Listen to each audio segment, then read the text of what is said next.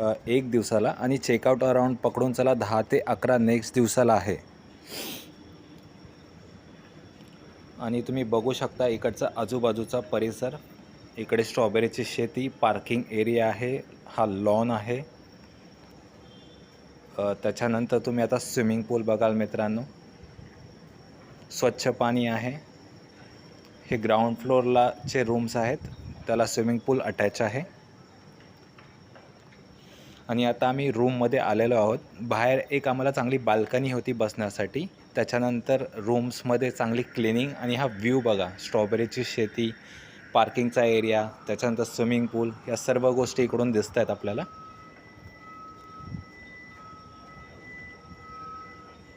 तुम्ही जेव्हा मित्रांसोबत येता तेव्हा तुमचं पूर्ण टेन्शन सर्व निघून जातं. चांगला माहोल आहे इकडे, निसर्गरम्य परिसर, इकडचं वातावरण फार आल्हाददायी आहे. आणि हे कॅन्टीन आहे मित्रांनो. बघू शकता फूड लिस्ट आहे, एवढे सर्व पदार्थ इकडे भेटतात.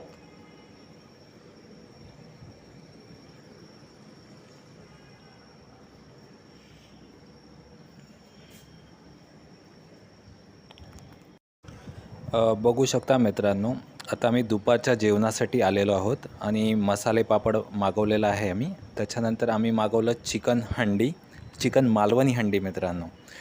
भाकरी होत्या आपल्या ज्वारीच्या.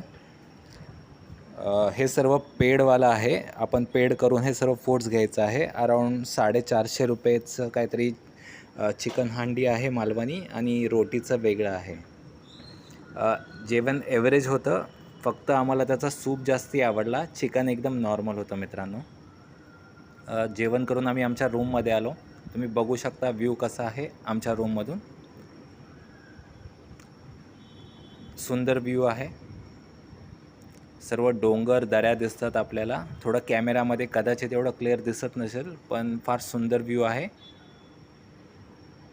इकडचं वातावरणही सुंदर आहे. प्लस इकडे आता थंडी आहे, जे की मुंबईच्या मानाने फार जास्ती थंडी होती.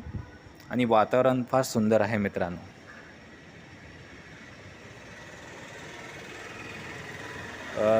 त्याच्यानंतर आम्ही थोडंसं बाहेर फिरायला आलो. तुम्ही बघू शकता कसे उतरणीचे रोड आहेत. सर्व आजूबाजूला मोठमोठे रिसॉर्ट्स आहेत. स्ट्रॉबेरीची शेती बघा मित्रांनो. जिथे तिथे स्ट्रॉबेरीची शेती आहे. आणि हे जवळजवळ हे तांदळाची शेती दिसते मलाही.